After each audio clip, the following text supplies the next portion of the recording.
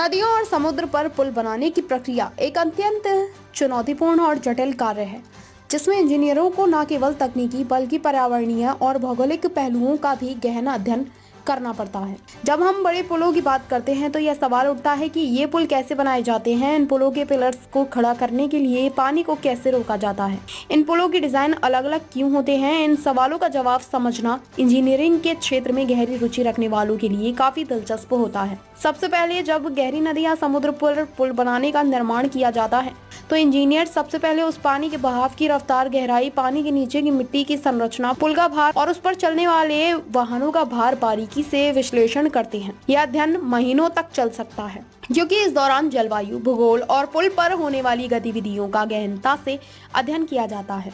पुल बनाने के लिए 3 प्रमुख प्रकार के पुलों का निर्माण किया जाता है: बीम ब्रिज, सस्पेंशन ब्रिज और आर्क ब्रिज।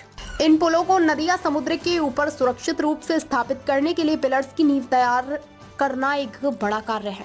इन पुलों को बनाने में एक अहम हिस्सा होता है प्रीकास्ट सैलिब्स, जो पहले से दूसरी साइड पर तैयार कर लिए जाते हैं। जब पिलर्स तैयार हो जाते हैं तब इन सैलिब्स को पिलर्स पर जोड़कर पुल को स्थापित किया जाता है। नींव बनाने के लिए जो संरचना उपयोग की जाती है उसे कॉफर डैम कहा जाता है। कॉफर डैम एक बड़ा धातु का ड्रम होता है जिसे क्रेन की मदद से पानी के नीचे पिलर्स की जगह पर रखा जाता है। पहले मिट्टी के डैम बनाकर पानी के बहाव को मोड़ने की कोशिश की जाती है, लेकिन इन डैमों के टूटने का खतरा बहुत अधिक होता था। इसलिए अब कॉफर डैम को स्टील की बड़ी शीट से बनाया जाता है, जिससे सुरक्षा में और भी सुधार आता है। इनका आकार गोल या चौकोर हो सकता है और यह पुल की लंबाई, चौड़ाई, पानी की गहराई और पानी के बहाव के अनुसार निर्धारित किया जाता है। जब कॉफर डैम पानी में रखा जाता है तो उसमें पहले से तैयार की गई नींव में पानी को रोककर पिलर्स के लिए एक सुरक्षित आधार तैयार किया जाता है। इसके बाद पिलर्स का निर्माण किया जाता है और अंत में पुल का निर्माण कार्य पूरा किया जाता है।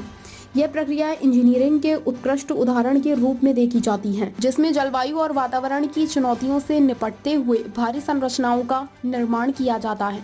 इस प्रकार नदी और समुद्र पर पुल बनाने में इंजीनियरों को कई जटिलताओं से गुजरना पड़ता है, लेकिन इन सभी चुनौतियों का सामना करते हुए एक मजबूत और सुरक्षित पुल बनाना संभव हो पाता है।